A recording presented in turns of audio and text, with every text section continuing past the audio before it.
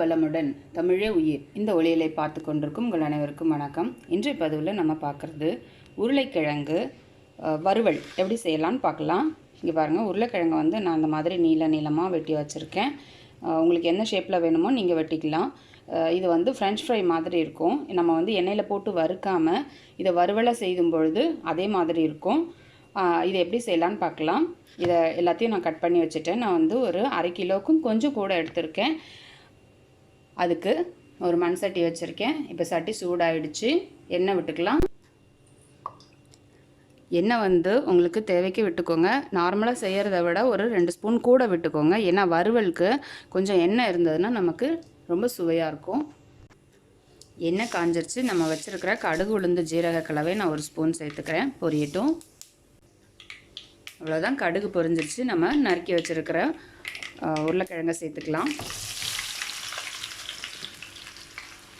இதை சேர்த்துட்டு அது அப்படியே வந்து நீங்கள் நான்ஸ்டிக்கில் பயன்படுத்துகிற மாதிரியே இதுலேயும் பயன்படுத்திக்கலாம்.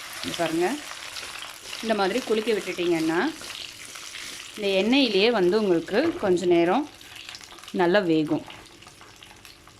நம்ம நினைப்போம் பொதுவாக இதெல்லாம் நான்ஸ்டிக்கில் பண்ணால் தான் நமக்கு நல்லா வரும் அப்படின்னு. ஆனால் நீங்கள் மண் பாத்திரத்தையே தொடர்ந்து பயன்படுத்திக்கிட்டு வந்தீங்கன்னா இதை விட ஒரு நான்ஸ்டிக் பாத்திரம் உங்களுக்கு எங்கேயுமே கிடைக்காது.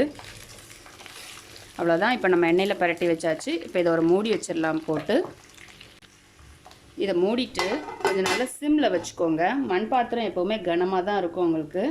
அதனால் இதை சிம்மில் வேகும் பொழுது இன்னும் ரொம்ப நல்லா வேகும். இப்போது 2 நிமிஷம் ஆயிருக்கு. இதை நம்ம கரண்டியெல்லாம் வச்சு அப்படியே கிண்ட வேண்டாம். நீங்கள் நான்ஸ்டிக்கில் பண்ணுற மாதிரியே டோஸ்ட் பண்ணிக்கலாம். அப்படியே பாருங்கள்.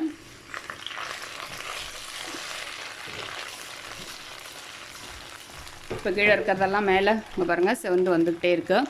இந்த நேரத்தில் இதுக்கு தேவையான உப்பு நம்ம சேர்த்துக்கலாம்.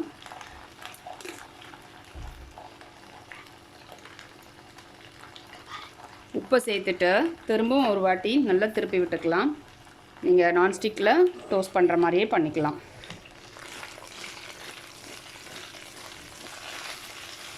அவ்வளோதான். இதை அப்படியே மூடி வச்சிடலாம்.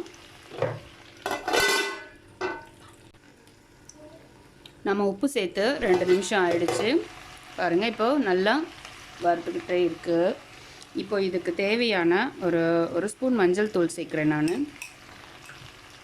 அடுத்தது குழம்பு மிளகாய் தூள். நான் எல்லாத்துக்கும் பயன்படுத்துகிற சாம்பார் இதுக்கெல்லாம் பயன்படுத்துகிற குழம்பு மிளகாய் தூள். அதோட காரத்துக்கேற்ப நான் வந்து ஒரு 3 ஸ்பூன் சேர்த்துக்கிறேன். உங்களுக்கு காரத்துக்கேற்ப எவ்வளோ வேணுமோ அவ்வளோ சேர்த்துக்கோங்க. இப்போது இதை நான் அப்படி வந்து கரண்டி யூஸ் பண்ணிக்கலாம். ஏன்னா தூளோடு நம்ம வந்து தூக்கி பெரட்டினா வந்து தூள் தெரிச்சிரும். அதனால் ஃபஸ்ட்டு இப்போது கரண்டியை போட்டுட்டு ஒரு வாட்டி நல்லா கிளறிடலாம்.